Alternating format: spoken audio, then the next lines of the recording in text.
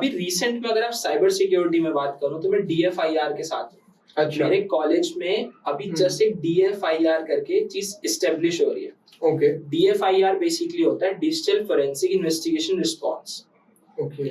ये बेसिकली क्या काम करती है कि ऑल ओवर इंडिया डेली लाखों साइबर अटैक्स होते हैं, लाइव स्कैम्स होते हैं। मेरे खुद के दोस्तों के साथ ये चीज होती है, इंस्टाग्राम पे बहुत स्कैम्स होते हैं आजकल। तो मतलब मैं आपको बताऊं कि पैसों के चक्कर में आज की डेट में इतना ज्यादा आपका ऑनलाइन स्कैम्स हो रहा है। जैसे कुछ लोग ये चीज बोलते हैं कि इंस्टाग्राम को बेसिकली इसीलिए बंद कर रहे हैं कि हम आप पढ़ाई से डिस्ट्रैक्ट हो रहे हैं। हाँ। नहीं, ज्यादातर लोग इंस्टाग्राम आज की डेट में इसलिए बंद हो रहे हैं क्योंकि इंस्टाग्राम नहीं रहा। उसमें सारी चीजें बेसिकली इतने अटैक्स हो रहे हैं डेली।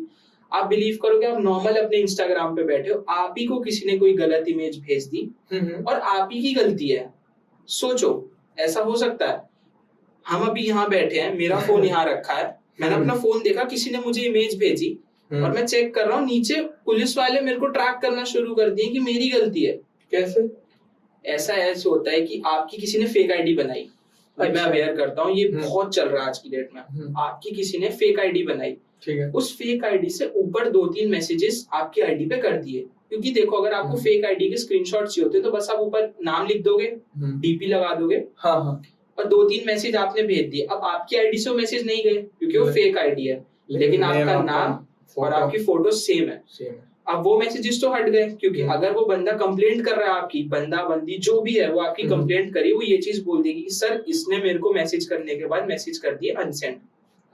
और अनसेंड मैसेज की अगर इंक्रिप्शन वगैरह में साइबर उसमें जाए तो हमें बहुत डीप जाना पड़ता है, जिसके लिए हमें गवर्नमेंट वगैरह की बहुत परमिशन चाहिए होती है। इतना इजीली आप इंस्टाग्राम जो बना रहा है, जो व्हाट्सएप का मेटा जो है, वो इतना इजीली तो नहीं वो करेगा कि आप उसके सर्वर में घुस के आप चीजें निकाल लो। जब एंड टू एंड इंक्रिप्शन वो दे रहा है तो मतलब सिर्फ वो भी रीड नहीं कर पाते। हाँ। ऐसा बोलते हैं कि व्हाट्सएप हो गया, फेसबुक हो गया, फेसबुक में डाटा लीक हुआ था, ये बात फैक्ट है, लेकिन उस डेटा लीक से अभी तक ऐसा कोई प्रूफ नहीं आया कि किसी बंदे को कुछ प्रॉब्लम फेस करनी पड़े। समझ गया, मतलब हाईली सिक्योर्ड डेटा रहता है, हाईली सिक्योर्ड रहता है। हम इस चीज में हैं, तो हमें पता है। अब जैसे मान लो कि मैं कहीं पे चाय पीने गया, वहां पे कोई बंदा न्यूज़पेपर पढ़ रहा है और बोल रहा है यार फेसबुक का डेटा लीक हो गया, हमें नुकसान हो गया। अरे किस बात का नुकसान? उस डेटा लीक होने से तुम्हारे को कोई प्रॉब्लम फेस करनी पड़ी? नहीं। अगर उनका डेटा लीक हुआ है तो उसको क्योर भी करेंगे। देखो, डेटा माइनिंग होता है जिसमें आपका डेटा बिकता है, कबाड़ के भाव में आपका डेटा बिकता है डेली, ठीक है। अब उसमें होता है कि एक वेबसाइट होती है I have been PWNED, I have been pawned करके वेबसाइट होती है, उसमें आप पता लगा सकते हो कि आपका जो डेटा है वो कितने ऐसे अटैक्स हुए थे जिसमें आपका डेटा लीक हुआ है। अच्छा। आपकी जो ईमेल है, क्योंकि अगर आपने लेट सपोज एक डोमिनोज ऐप है, डोमिनोज पे अगर आपने अपना एक प्रोफाइल बनाई तो उस पे आपने नेम डाला, एड्रेस डाला, सब आ गया उसमें, आपका एड्रेस सब आ जाएगा।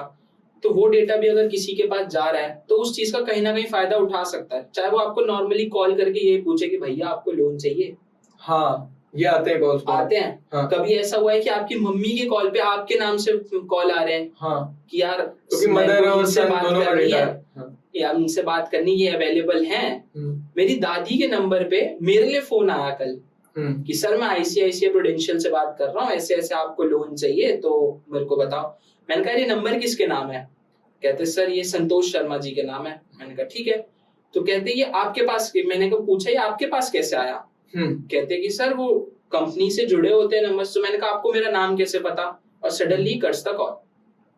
स्कैम ऐसे बहुत हो रहे हैं, वो ये वाले स्कैम बहुत हो रहे हैं। ये मैंने भी देखा है कि बैंक के नाम पे लोन मांगते हैं और वो होते कोई थर्ड पार्टी है। तो अब ऐसी उसने आईडी बनाई। ये मैं आपको डीप इसलिए क्योंकि थोड़ा अवेयर कर देना चाहिए, वो लोग के पास डेटा होता है, हैकर्स के पास। अब उसने क्या किया, उसने बोल दिया कि मेरा जो आईडी है ये उसने अनसेंड कर दिया होगा। अब मैंने जब ये स्टडी करा तो मैं एकदम से शॉक हुआ। मैंने कहा ये तो चीज किसी के साथ भी हो सकती है। ये तो नॉर्मली जो बैठा है फेक आईडी बना के। लेकिन उसमें भी एक चीज होती है कि जो बंदा कंप्लेंट कर रहा है उसको भी वेरीफाई किया जा सकता है कि क्या वो सच बोल रहा है कि नहीं। क्योंकि आपकी आईडी अगर फेक बन रही है तो वो पता लग जाती है कि आपकी फेक आईडी कौन सी है ओरिजिनल। ऑब्वियसली पता लग जाएगी यार, जो पहले बनी होगी वो। मेरी आईडी उस पे 1000 फॉलोअर्स हैं, अब जो नहीं बनेगी उसमें 1000 जो आएंगे वो कौन से आएंगे, जो पेड वाले होते हैं, और पेड वाला कोई भी जेन्युइन अकाउंट नहीं होता, तो परचेज मत किया करो। हाँ, पैसे वेस्ट वाली बात होती है। और यार ये मैं थोड़ा सा कहना चाहूंगा, जैसे मैंने ये देखा है कि जितने भी हैकर्स होते हैं या जो भी स्पैमर्स जो बोला जाए बाहर के होते हैं, या जैसे मेनली पाकिस्तान बांग्लादेश की ही मेनली क्राउड होता है, या यूपी बिहार के भी बहुत होते हैं जो मतलब ये स्कैम्स कर रहे होते हैं कि हम आपको OLX पे भेज देंगे। OLX पे बहुत ज्यादा हो, तो कहने का मतलब मैंने ये भी देखा है कि इसमें मतलब ये बूढ़े लोगों को भी ज्यादा टारगेट करते हैं या अनपढ़ लोगों को।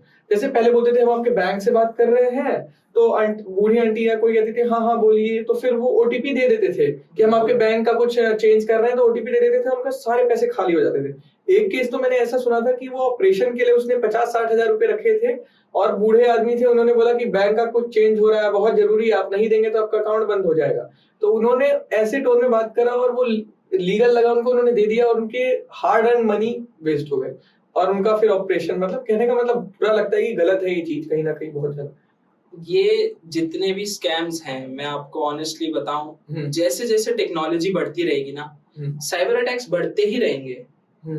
अगर आप एक पर्सन हो जिसके पास एक बटन वाला फोन है ना, उसमें जीमेल एक्सेस है, ठीक है, और जो सिम है उसमें उसका नंबर आपके बैंक से लिंक नहीं है, ठीक है, आपके पास नॉर्मल नंबर है, और आप उसमें कुछ नहीं कर रहे, बटन वाला फोन, जैसे सपोज कि जो पहले लावा वगैरह नोकिया के फोन आते थे, बिल्कुल वैसे ही अगर आपके पास ऐसा फोन है, तो क्या आपके साथ स्कैम हो पाएगा?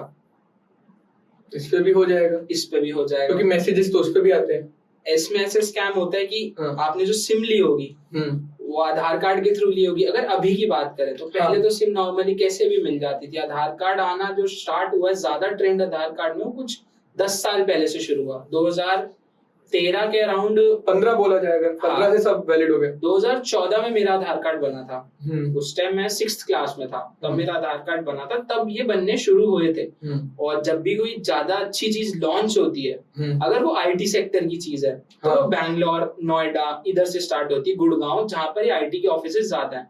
लेकिन अगर कोई गवर्नमेंट की चीज शुरू होती है तो दिल्ली NCR से शुरू होती है। तो सबसे पहले जो है वो आधार कार्ड दिल्ली वाली साइड से बनने शुरू हुए थे। उससे अगर उसके बाद आपने आप सिम ली, तो आपकी ऑब्वियसली जो सिम है वो आधार से लिंक होगी। अगर वो सिम नंबर से वो आधार कार्ड भी लिंक पता करा सकते हैं। तो अगर किस बंदे की मेंटेलिटी होती है कि बटन वाले फोन से स्कैम होना मुश्किल है, तो वो चीज भी गलत है। मतलब स्कैम किसी के साथ भी हो सकता है। बिल्कुल।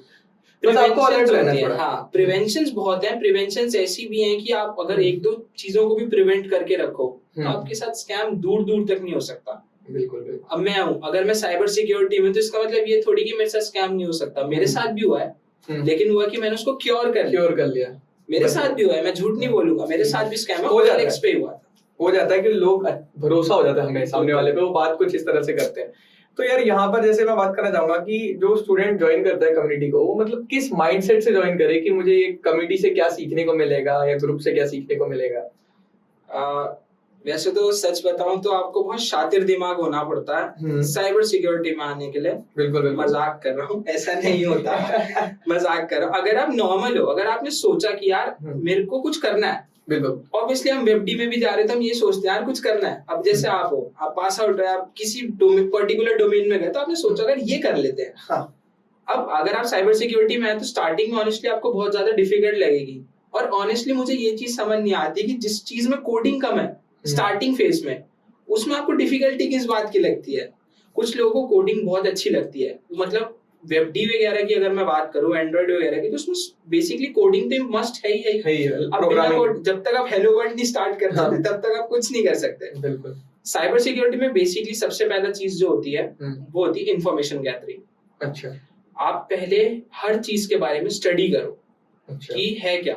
अगर आप वेब डी में गए, अगर आपको पता है कि लेट्स सपोज वेबसाइट बनानी, तो वेबसाइट भी आप HTML यूज करोगे ही। आप उसमें गैदरिंग क्या करोगे, आप या तो टैग्स के बारे में पढ़ लोगे, या उसमें जो जो चीजें यूज हो रही है। मैं ऑनेस्टली मैं इतना ज्यादा डीप नहीं हूँ वेब डी वगैरह की तरफ, तो मेरे को इतना नहीं पता। लेकिन साइबर सिक्योरिटी में आपको 70% थ्योरेटिकल इंफॉर्मेशन गैदरिंग करनी ही पड़ती है।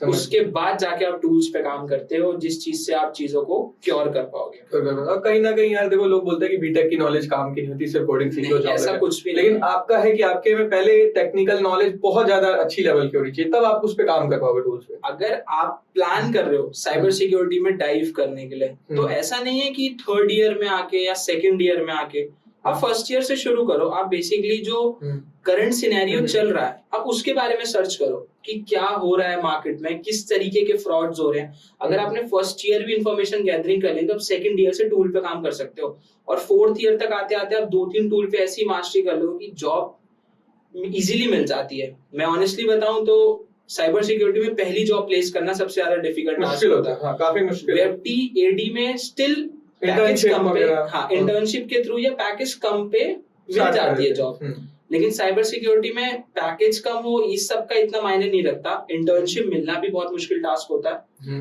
और इंटर्नशिप अगर मिल भी गई, अगर वो कंपनी आपको अपने साथ काम करवाने के लिए रख रही है कि 1 महीना यार इसको रख लेते हैं, तो अब ऐसा मान के चलो अगर आप 3-4 महीने भी उधर काम कर लोगे ना, तो आपको सेकंड जॉब बहुत आसानी से मिल जाएगी। और हाइक भी अच्छा है। हाइक बहुत अच्छा है। हाइक इसलिए अच्छा हो क्योंकि उसको पता है यार वो बंदा उसके डेटाबेस को सिक्योर कर रहा था, तो कुछ तो बात है ना इसमें कि ये और आगे जॉब अपॉर्चुनिटी ढूंढ रहा है with upgraded skills. Obviously corporate उसमें जाके आपको स्किल्स अपग्रेड होती है। अब वो चाहे आपकी टेक्निकल स्किल्स ना हो, नॉन टेक्निकल स्किल्स तो अपग्रेड होंगी। कम्युनिकेशन, बात करने का तरीका, आपको पता लग जाए कि सामने वाले से कैसे बात करनी है, मैनेजर से किस तरीके से बात करनी है, और बेसिकली एचआर से किस तरीके से बात करनी है, कंपनी का क्या फ्लो है, कंपनी कैसे चल रही है, सामने से देखने को काफी अच्छा मिलता है कि मतलब हर बंदा क्या कर रहा है, कौन सा बंदा कौन सा पर्टिकुलर टास्क कर रहा है। अभी तक तो हम अपना ही काम कर रहे थे, फिर सामने वाले को देखते हैं यार ये बंदा ये करता है, वो करता है, ऐसे पूरा कंपनी का फ्लो है, तो अगर ये बंदा ना करे तो मैं फिर डिपेंडेंट रहूंगा। काफी मतलब समझ आता है, सीखने को बहुत कुछ मिलता है। तो बेसिकली अगर आप साइबर सिक्योरिटी में डाइव कर रहे हो तो आप पहले इंफॉर्मेशन गैदर करो, अच्छे से इंफॉर्मेशन गैदर करो, फिर टूल्स पे काम करना शुरू करो। एक सब्जेक्ट होगा सर, शायद आपने भी पढ़ा हो सीएस में, कंप्यूटर नेटवर्क्स। हाँ, सीएन बहुत इंपॉर्टेंट है। और ऑब्वियसली सीएन जो है वो सिर्फ साइबर सिक्योरिटी में इंपॉर्टेंट नहीं है, वो हर डोमेन के लिए इंपॉर्टेंट है। काफी सारे नेटवर्क इंजीनियर्स भी होते हैं, जैसे टीसीएस काफी फेमस है, सिस्को, सीसीएनए का एग्जाम होता है। तो इसमें ऐसी चीजें कि साइबर सिक्योरिटी का कंप्यूटर नेटवर्क से या नेटवर्किंग से बिल्कुल ऐसे एकदम ज्वाइंट होती है। आईपी प्रोटोकॉल्स, ये सब एड्रेसिंग ये आपको आना चाहिए। जैसे वेब डेवलपमेंट के लिए आपको HTML, CSS, जावास्क्रिप्ट ये सब आनी चाहिए, शायद यही होती है। हाँ, बिल्कुल। ये सब अच्छे से आनी चाहिए। वैसे आपको कंप्यूटर नेटवर्क आना चाहिए। अगर आप बात करो साइबर सिक्योरिटी में और डीप जाने की, तो और डीप अगर मैं जस्ट आपको नॉर्मल, क्योंकि मैं ज्यादा डीप जाऊंगा तो ऑडियंस शायद ग्रैब ना कर पाए चीजें, क्योंकि जो पर्टिकुलर बैठ के काम करेगा उसको ज्यादा अच्छे से चीजें समझ आएगी, क्योंकि थ्योरेटिकली ये चीजें नहीं समझा सकता मैं ज्यादा। तो अगर मैं वैसे बताऊं तो जैसे हम लोग जो इंटरफेस यूज करते हैं विंडोज, विंडोज पे आप साइबर सिक्योरिटी नहीं कर सकते ज्यादा। लिनक्स पे करनी, Kali Linux, not Linux, Kali Linux पे, क्योंकि जिस तरीके में आप जाओगे ना, आपको अटैकर के माइंडसेट से सोचना पड़ेगा आपको। अब जो रेड टीम वाले होते हैं वो सोचते हैं ब्लू टीम वाला कैसे करेगा। अब मैं ब्लू टीम में काम करता हूँ, तो ब्लू टीम वाला ये करेगा रेड टीम वाला कैसे क्या कर सकता है। लेकिन ऑनेस्टली बताओ, रेड टीम वालों का दिमाग ज्यादा होता है, क्योंकि उनको पता है कि हमें कैसे एस्केप करना है। वो करके चले जाएंगे और आप बस देखते रहो कि आया कि अभी आप ये नहीं डिटेक्ट कर पा रहे कि उसने किया क्या, अभी आप ये सोचो कि वो आया किस पाथ से था। ये चीज होती है। तो इसके लिए आपको डीप बहुत जाना पड़ता है। लिनक्स की जो कोडिंग है वो अगर सी और इनकी बात करें तो इतनी ज्यादा टफ नहीं है, अगर आप उसमें अच्छे से डाइव शेल स्क्रिप्टिंग जो हमारी होती है। और मुझे काफी अच्छा लगा, आपने काफी बढ़िया मार्केट सिनेरियो बताया, क्योंकि बच्चे है ना बोलते हैं कमेंट्स में भैया हैकर बनना है उसके लिए कौन सा कोर्स करे, साइबर सिक्योरिटी करनी है उसके लिए क्या करे। तो मैं बता नहीं पाता क्योंकि मेरा जो डोमेन है वो कहीं ना कहीं वेब डी है। हैकर नहीं बनना प्लीज, आप बताओ मत इनको, हैकर कोई नहीं बनता। इथिकल हैकर बनना है, हैकर मत बनना, नहीं तो आजकल साइबर लॉज बहुत तगड़े हो गए हैं। अच्छे से काम करना चालू कर दिया इन सब चीजों पे। अगर इसके बारे में और ज्यादा रिसर्च करनी तो IT एक्ट पढ़ना 2000 वाला, अच्छी खासी जेल है भाई। हाँ, बड़ा। अगर आप सोचो किसी के आपने 10-5 हजार रुपए भी मार लिए तो बचोगे नहीं फिर आप, बस अंदर ही जाके निकलेंगे पैसे फिर। और जैसे थोड़ा सा और बात करना चाहेंगे कि मतलब जैसे स्टूडेंट्स ये जानना चाहते हैं कि इनफ स्किल्स क्या क्या है, अगर हम इस फील्ड में घुस रहे हैं तो क्या क्या मतलब हमें आना चाहिए कम से कम। देखो, अगर स्किल्स की बात करें साइबर सिक्योरिटी में अगर डाइव करने के लिए, तो आपको बेसिकली आपको जो पढ़ाया जा रहा है ना, आप कॉलेज की पढ़ाई को निग्लेक्ट नहीं करना चाहिए। फर्स्ट ईयर में जो पढ़ाया जाए उसको स्टिल थोड़ा बहुत हम बोल सकते हैं कि बेसिक्स होते हैं, वो स्कूल में पढ़ी हुई चीजें, इलेक्ट्रॉनिक्स हो गया, इलेक्ट्रिकल हो गया, फिजिक्स हो गया, केमिस्ट्री, मैथ्स की बात करूं, मैथ्स मेरी बहुत ज्यादा वीक है, तो मैथ्स को तो जैसे ही थर्ड सेमेस्टर में मैथ्स खत्म हुई मेरी, मैं बहुत खुश था। लेकिन थर्ड सेमेस्टर के बाद जो आपके सब्जेक्ट्स आते हैं, मैं बेसिकली कुछ इंपॉर्टेंट सब्जेक्ट्स बताता हूँ। जैसे सर ने बोला कि क्या क्या इनफ स्किल्स को मैंडेट करना पड़ेगा। ऑपरेटिंग सिस्टम्स होता है एक, ओएस होता है, एक आपका टेफल होता है, theory of automation and formula language. ये भी इंपॉर्टेंट होता है। ये बेसिकली इसलिए होता है कि जिससे आप अपना माइंड स्किल्स को डेवलप कर सको चीजों के लिए। ये आपकी साइबर सिक्योरिटी में प्रॉपरली जो है वो काम नहीं करता, लेकिन इससे क्या होता है आपकी थिंकिंग लॉजिक बिल्डिंग होती है कि मशीन्स कैसे वर्क करती है। जैसे वेंडिंग मशीन वाला काफी फेमस एग्जांपल होता है। अब टैफल से बेसिकली हमें दो तरीके के फायदे होते हैं, क्योंकि टैफल अगर जिसने पढ़ी होती है ना, उसका एक और सब्जेक्ट आता है कंपाइलर डिजाइन। शायद बिल्कुल सुना होगा। कंपाइलर डिजाइन जो सीएस कोर के बच्चे हैं ना, वो रिलेट कर पा रहे होंगे। कंपाइलर डिजाइन और टैफल दोनों इंपॉर्टेंट है। कंपाइलर डिजाइन से बेसिकली आप मशीन डिजाइनिंग वगैरह की जो चीजें होती है उसको आप समझ पाते हो, जिससे अगर आप अपनी भी वर्चुअल मशीन्स वगैरह को डिजाइन करो, अगर सिक्योरिटी में भी, या गूगल क्लाउड की भी एक मशीन वीएम करके जो होती है, जैसे अमेज़न की भी होती है, आईबीएम की भी है, ऐसे अगर आप उसको डिजाइन करो तो बहुत काम आएंगी। तो ऑपरेटिंग सिस्टम हो गया आपका, कंपाइलर डिजाइन हो गया, सीएन कंप्यूटर नेटवर्क, ये बहुत इंपॉर्टेंट चीज है। सॉफ्टवेयर इंजीनियरिंग जो हमारे को 6 सेमेस्टर में पढ़ाई जा रही है, ये बहुत इंपॉर्टेंट चीज है। पर मैं अगर एक स्किल्स की बात करूं जो प्रॉपर है, तो आपको लिनक्स तो आनी चाहिए। अगर जैसे लोग पाइथन करते हैं, जावा करते हैं, जावास्क्रिप्ट कहीं ना कहीं इंपॉर्टेंट होती है, क्योंकि अगर आप अटैकर को ल्यूर करने के लिए, मतलब अटैकर को अपने झांसे में फंसाने के लिए कोई इंटरफेस बनाओगे, तो आपको जावास्क्रिप्ट आनी चाहिए। वेब पेज बिल्डिंग के लिए तो जावास्क्रिप्ट इंपॉर्टेंट होगी ना। अब एक टूल होता है हनीपॉट। अच्छा, हनीपॉट टूल बेसिकली क्या करता है, वो एक ऐसा इंटरफेस क्रिएट करता है कि आपकी वेबसाइट पे जो लोग आ रहे हैं ना, वो उस चीज को रोक देगा। अच्छा, जो अटैकर्स आ रहे हैं उनकी सारी इंफॉर्मेशन आपके इंटरफेस पे रोक देगा और वो आके विजिट करके चले जाएंगे। लेकिन अगर आप किसी अटैकर को फंसाना है, तो आप एक वेब पेज क्रिएट करोगे जिसपे वो आए। तो वेब पेज बनाने के लिए आपको मोस्ट प्रोबेबली जावास्क्रिप्ट शायद जरूरत होती है। हाँ बिल्कुल। और साथ में HTML CSS, इन तीनों चीजों की जरूरत होती है। तो ये सारी चीजें भी आपको आनी चाहिए, कोर उसमें आनी चाहिए। लेकिन अगर एक प्रोग्रामिंग लैंग्वेज की बात करें, तो साइबर सिक्योरिटी में सबसे ज्यादा जो प्रोग्रामिंग लैंग्वेज यूज होती है, ना वो सी यूज होती है, ना वो C++ होती है, पाइथन। जो साइबर सिक्योरिटी की कंपनीज हैं, वो पाइथन को ज्यादा ध्यान देती हैं। अगर हम वेब वगैरह की बात करें, तो पाइथन को इतना वो नहीं दिया जाता। हाँ, समझ गया मैं आपकी बात। और लिनक्स, काली लिनक्स आपको आनी चाहिए। बेसिकली आप धीरे धीरे स्टार्ट करो, लेकिन मैं आपको एक चीज अवेयर भी कर दूं, काली लिनक्स पे बहुत सारे ऐसे फीचर्स हैं जो आपको जेल भी ले जा सकते हैं। ओके, क्योंकि उसमें बहुत सारी चीजें ऐसी होती हैं कि जो आपको पता नहीं होती। इसमें एक ऑप्शन आता है एक्सप्लॉइट डेटाबेस। अगर आप उस डेटाबेस में जाके किसी कंपनी का कुछ डाल दो, तो कंपनी का डेटाबेस अगर एक्सप्लॉइट होता है, तो आप तो इजीली पकड़े जाओगे। फिर चाहे आप रशिया का भी VPN लगा के क्यों नहीं बैठे, क्योंकि वो तो IT कंपनी ऐप जो होते हैं उसके खिलाफ होता है। तो हर चीजों को पहले रिसर्च करना, उसके बाद करना स्टार्ट करना। तो एकदम पाइथन आपको मैंडेट होनी चाहिए, लिनक्स भी आनी चाहिए। और ऐसी बात नहीं है कि विंडोज पे भी आप नहीं कर सकते। मैं इसलिए बता रहा हूँ क्योंकि विंडोज पे बहुत सारे ऐसे सॉफ्टवेयर्स हैं जो परमिशंस ना मिलने की वजह से आप उस पे काम नहीं कर सकते। समझ, बेसिकली ये चीजें होती है। ओके, सो काफी बढ़िया बताया आपने स्टूडेंट्स को, और स्टूडेंट को समझ आ गया होगा कि यार बेसिकली क्या क्या वो मुख्य चीजें जो चाहिए ही चाहिए, क्योंकि उसके बिना काम नहीं चलेगा गाइस। तो कहीं ना कहीं अपने थ्योरी सब्जेक्ट्स पे फोकस करो, बीटेक को हल्के में बिल्कुल मत लो, बिल्कुल मत लो। क्योंकि CS वाले तो कर लेते हैं, मैं कर रहा हूँ, सर कर चुके हैं। हाँ, मत लो बिल्कुल इस चीज को। और कोडर, मतलब जैसे कोडर का होता है कि भाई माइंडसेट ये होता है कि हमें कोडिंग करनी है, कंपनी ले लेनी है। लेकिन अगर आपको नॉलेज ही नहीं है, तो आप ये नहीं बन सकते, आप साइबर सिक्योरिटी में नहीं जा पाओगे। आप ये नहीं बोलोगे कि भाई मुझे बस जावास्क्रिप्ट आती है, मेरे को दे दो जॉब। तो उसमें आपको प्रायर नॉलेज होनी चाहिए चीजों की, कि चीजें कैसे वर्क कर रही हैं, क्या है। और मतलब जैसे हमारे में प्रोजेक्ट्स बनाए जाते हैं, आपके में कहीं ना कहीं एक्सपीरियंस गेन किया जाता है चीजों को एक्सप्लॉइट करके। हमारे में भी सर प्रोजेक्ट्स बनाए जाते हैं, लेकिन हमारे जो प्रोजेक्ट्स होते हैं बेसिकली टूल्स पे काम करते हैं। हम टूल बनाते हैं कि हम साइबर फ्रॉड्स को डिटेक्ट कैसे कर सके। आप पे प्रोजेक्ट में होता है कि जैसे वेबसाइट बना दिया, ऐप बना दिया। तो मैंने भी शायद एक मिनी प्रोजेक्ट बनाया था जिसमें एक, सर मैं आपसे एक क्वेश्चन पूछता हूँ। ये आजकल बच्चे ना अपने प्रोजेक्ट में ये इंटरफेस सिस्टम बहुत बनाते हैं, management system, hospital management system, transport, वो चीजें मतलब बेसिकली क्या उसके वो क्या है। जैसे मैनेजमेंट का क्या मतलब होता है कि मैनेजमेंट में आपने पूरा प्रोडक्ट तैयार कर दिया। जैसे फॉर एग्जांपल अगर हॉस्पिटल मैनेजमेंट की बात करके साइड करके थोड़ा ई कॉमर्स में मैं आपको समझा दूं, तब बेटर समझ आएगा कि ई कॉमर्स का जैसे बना दिया। तो मैनेजमेंट का क्या है कि जैसे आप अमेजोन से कोई प्रोडक्ट बाय कर रहे हैं, आप हमेशा उसकी फ्रंट वाली वेबसाइट पे चलाते हैं, कभी भी आप बैक वाली पे नहीं जाते कि जहां से इन्वेंट्री अपलोड करी जाती है, प्रोडक्ट्स को अपलोड किया जाता है। तो फ्रंट एंड आप चलाते हो, फ्रंट एंड मतलब समझने के लिए आप समझो, फ्रंट यूजर इंटरफेस आप चलाते हो जहां से आप बाय करते हो, वो एक अलग वेबसाइट है, और पीछे जो चल रही है वो एक अलग वेबसाइट है, वहां से बंदा सेलर अपने प्रोडक्ट्स अपलोड करता है। तो हॉस्पिटल में कुछ ऐसा है कि हॉस्पिटल में आगे से आप दवाइयां मान लो खरीद रहे हो, पीछे से वो बंदा दवाइयों की स्टॉक वॉक्स डेटा वेटा रेट वेट मैनेज कर रहा है। तो दो पोर्टल है, एक यूजर पोर्टल है, एक एडमिन पोर्टल है। तो ये जब दोनों लग के बन जाते हैं ना, और डेटाबेस भी होता है कहीं, डेटाबेस होना चाहिए, नहीं तो वर्क नहीं हो। तो जब तीन चीजें हो जाती है तो इसको एक मैनेजमेंट सिस्टम बोलते हैं। तो ये सारे प्रोजेक्ट्स आजकल ज्यादा बंदे बनाते हैं। तो इसमें भी कहीं ना कहीं हैकिंग का होगा ही होगा, क्योंकि उनको मेन काम होगा कि उन्हें एडमिन पोर्टल के थ्रू जाके यूजर के डेटा मिल जाए। मैंने एग्जैक्टली आपसे इसलिए यही चीज पूछी कि अभी रिसेंटली मैंने कुछ स्टडी रिसर्च करे, अभी एम्स पर अटैक हुआ था, शायद आपको पता होगा। नहीं, मुझे नहीं पता इसके बारे में।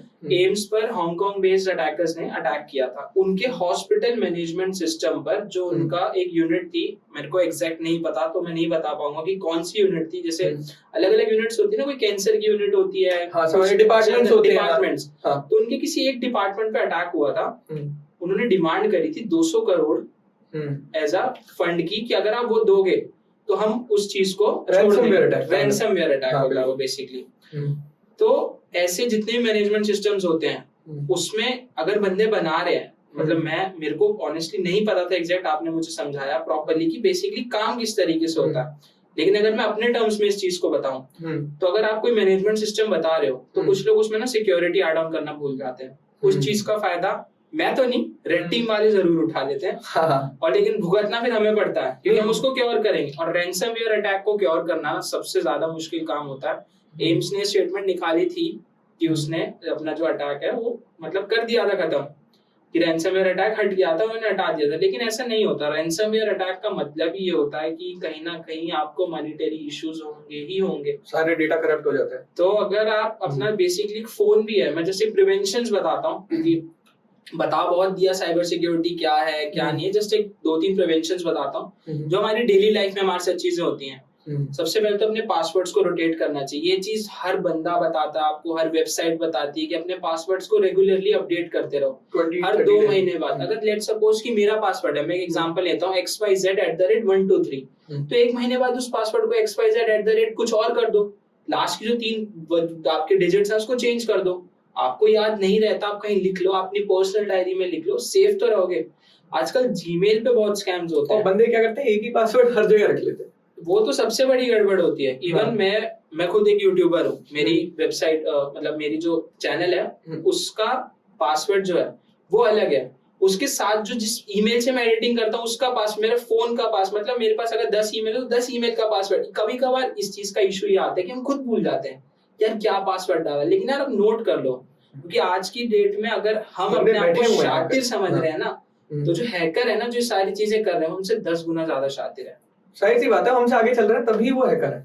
और अपनी जो इंस्टाग्राम वगैरह पे भी टीनेजर्स के लिए स्पेशली, क्योंकि आजकल क्या है, इंस्टाग्राम पे बहुत सारी चीजें ऐसी होती हैं। मैं 1-2 जगह सेशंस देने भी गया हूँ, और मैंने 10-12 स्कूल्स में भी सेशन दिए, तो मैंने उधर भी ये चीज बोली कि जो स्कूल के बच्चे होते हैं ना, वो इंस्टाग्राम पे बहुत ज्यादा प्रोन होते हैं एक दूसरे से बात करने के लिए, लेकिन आप उधर कोई ऐसी चीज शेयर मत करो जिससे जो दूसरा बंदा व्यू कर रहा है, या फिर अगर लेट सपोज कि आप 2 जने हो, आप 2 जनों ने कोई चीज शेयर करी और मैं तीसरा बंदा, अगर मेरे को भी वो चीज सही नहीं लगी ना, तो मैं भी आपके खिलाफ केस कर सकता हूँ। इसमें ऐसी चीज नहीं है कि अगर जिसको भेजी उसी को इशू, अगर मुझे भी इशू लग रहा है तो मैं भी आपके खिलाफ साइबर कंप्लेंट फाइल कर सकता हूँ कि इस आईडी से इस जगह पे ये चीज जा रही है, उसमें फंसेंगे दोनों। ऐसा भी होता है। तो इन चीजों को थोड़ा यार दूर रखो, अपनी पर्सनल लाइफ को थोड़ा पर्सनली रखो।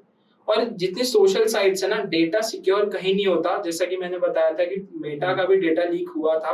अब वो डेटा लीक का मैं ये नहीं बोल रहा कि किसी के पास इन्फॉर्मेशन जा रही है, कहीं ना कहीं तो जा रही है ना, और उस कहीं ना कहीं से अगर कुछ इशू हो गया तो आप ही की रेपुटेशन की बात है।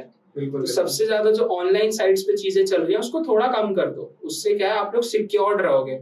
और अभी जो आप लोगों को चीजें लग रही है कि यार हम क्यों करें, हमारी पर्सनल लाइफ, हम एक दूसरे को कुछ ना कुछ भेजेंगे, जब 2-3 साल बाद मैच्योर हो जाओगे ना, तब समझ आएगी कि जिन चीज लोगों के साथ बीतती है ना, वो या तो बहुत खतरनाक सिचुएशन में होते हैं या फिर वो होते ही नहीं। ओके, समझ गया। तो प्लीज थोड़ा इस चीज के लिए अवेयर रहिए। बिल्कुल बिल्कुल।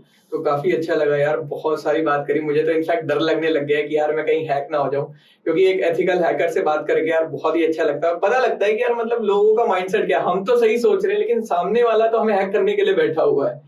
तो बहुत ही बढ़िया लगा आपसे बात करके सात्विक। तो कुछ इसी तरह से इस पॉडकास्ट को हम अंत करना चाहेंगे। सो गाइस, मिलते हैं अगली पॉडकास्ट में, तब तक के लिए इतना ही। So okay guys, thank you all.